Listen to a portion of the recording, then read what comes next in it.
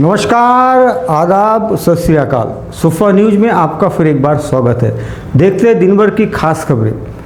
लोकसभा चुनाव की घोषणा हो चुकी है। इसी के साथ वंचित बहुजन आघाड़ी के प्रमुख एडवोकेट बाला साहब आम्बेडकर ने एक पत्रकार परिषद ली, जिसमें उन्होंने अपने 9 उम्मीदवारों की घोषणा की। इसके बाद 2 अप्रैल को बचे हुए उम्मीदवारों की घोषणा की जाएगी। इस पत्रकार परिषद में उन्होंने वर्तमान सरकार की नीतियों पर कटाक्ष किया।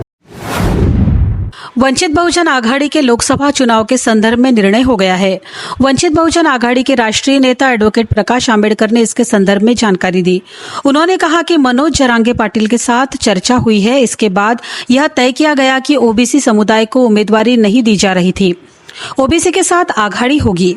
मुस्लिम समुदाय को उम्मीदवारी दी जाएगी। इसी के साथ जैन समुदाय को भी उम्मीदवारी दी जाएगी। इस प्रकार की जानकारी एडवोकेट आंबेडकर ने घोषित की है। इस पत्रकार परिषद में बहुजन आघाड़ी के राष्ट्रीय नेता एडवोकेट प्रकाश आंबेडकर, प्रदेश अध्यक्ष रेखा ठाकुर, वरिष्ठ नेता अशोक सोनोने, राज्य उपाध्यक्ष सिद्धार्थ मोकले, प्रदेश उपाध्यक्ष धैर्यवर्धन पुणकर, प्रदेश प्रवक्ता फारूक अहमद, महिला राज्य महासचिव अरुंधति शिरसाट, राज्य प्रवक्ता राजेंद्र पातोड़े आदि उपस्थित थे। इस पत्रकार परिषद में पहले चरण के वंचित उम्मीदवारों को जिताएंगे पाटिल का समर्थन है।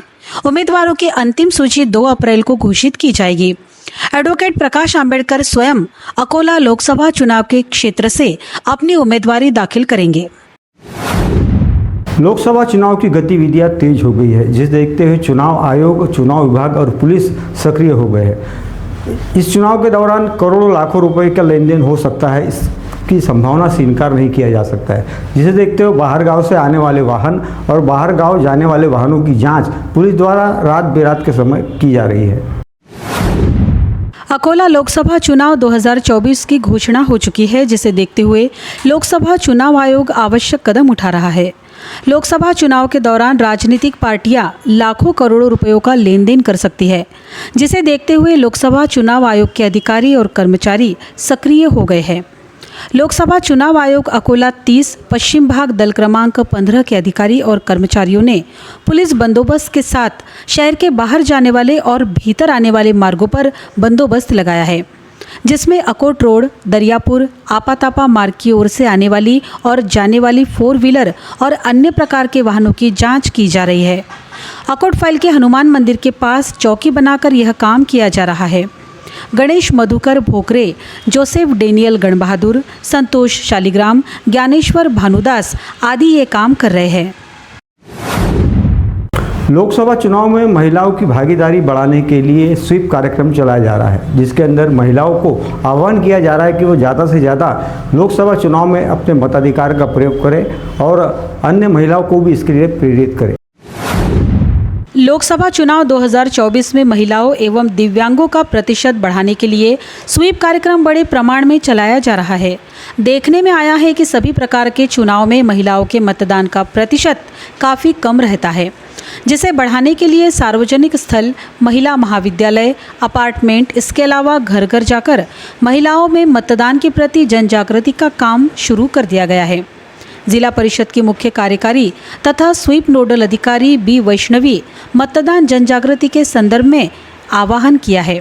उन्होंने सभी महिलाओं और दिव्यांगों से अधिक मतदान कर अपने अधिकार का प्रयोग करने का आह्वान किया है।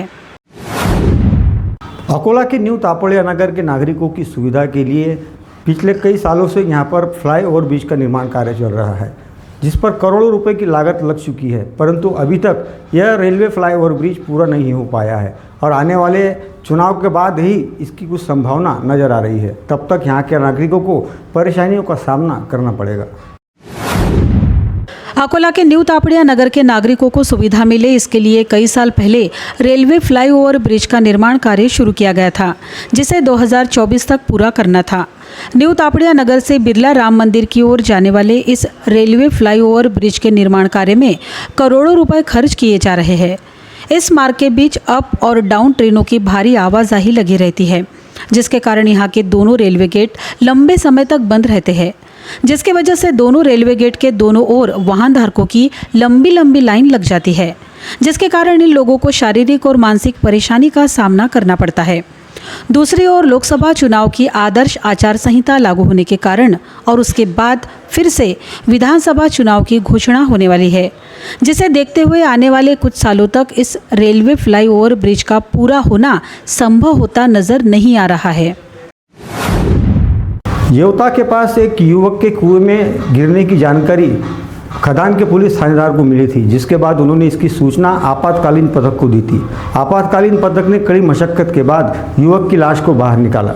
यह कौवा 50 फुट गहरा और उसमें 15 फुट तक पानी भरा हुआ था। मृतक यह बड़ी उम्री निवासी बताया गया है। अकोला के खदान पुलिस थाने की हद में मलकापुर येवता मार्ग पर खेत के एक कुएं में गिरने की जानकारी खदान पुलिस के थानेदार धनंजय सैरे को मिली थी, जिसकी सूचना तुरंत पिंजर के मानव सेवा आपत्ति व्यवस्थापन फाउंडेशन के संत गाड़गे बाबा आपातकालीन खोज एवं बचाव दल को दी गई। इसके बाद कुएं में सर्च ऑपरेशन चलाया गया। यह कुआं 50 फीट गहरा था, जिसमें 15 फुट पानी भरा था। इसके बाद कड़ी मेहनत के बाद युवक की लाश बाहर निकाली गई।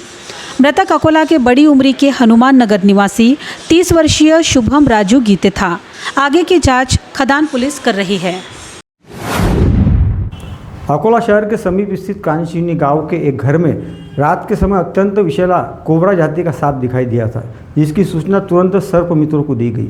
सर्प मित्रों ने तुरंत घटनास्थल पर पहुंचकर कड़ी मशक्कत के बाद इस विषैले सांप को पकड़ा। उसके बाद लोगों को सर्प को लेकर मार्गदर्शन किया गया। उसके बाद सुरक्षित रूप से इस सांप को जंगल में छोड़ दिया गया। अकोला शहर के समीप स्थित कांशिवनी गांव में रहने वाले छबीले के घर में स्थित पूजा घर में रात 1 बजे के दौरान एक बड़ा सांप दिखाई दिया, जिसे देखकर घर के सभी सदस्य भयभीत हो गए। इस घटना की जानकारी पाते ही गांव के नागरिक बड़ी संख्या में यहां इकट्ठा हो गए थे, जिसकी सूचना तुरंत पर्यावरण संवर्धन बहुउद्देशीय संस्था के सर्पमित्र कुमार सदाशिव से संपर्क किया गया।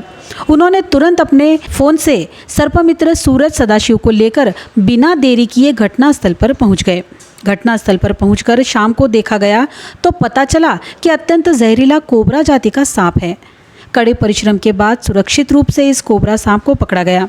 सर्प मित्रों ने गांव के नागरिकों को सांपों को लेकर आवश्यक जानकारी दी और उसके बाद सांप को सुरक्षित रूप से जंगल में छोड़ दिया गया, जिसके कारण गांव के लोगों ने राहत की सांस ली। पिछले 52 वर्षों से अकोला में मूर्ख सम्मेलन का आयोजन स्वराज्य भवन पर किया जा रहा है। इस साल भी बड़े उत्साह के साथ यह मूर्ख सम्मेलन आयोजित किया गया, जिसमें हजारों की संख्या में लोग उपस्थित थे। इस मूर्ख सम्मेलन में एक से बढ़कर एक कलाकारों ने अपनी प्रस्तुति दी। अकोला शहर में पिछले 52 साल से ऐतिहासिक मूर्ख सम्मेलन का आयोजन किया जा रहा है। स्वर्गीय रामकिशोर श्रीवास गुरुजी ने इसकी नींव रखी थी। अब उनके पश्चात उनके पुत्र राजेंद्र किशोर श्रीवास इस परंपरा को आगे बढ़ा रहे हैं। मूर्ख सम्मेलन के आयोजन समिति में सर्वेश चंद्र कटियार, डॉक्टर राम प्रकाश वर्मा, समाधान खरात, रामविलास शुक्ला, शौकत अली मीर साहब आदि मान्यवर शामिल हैं।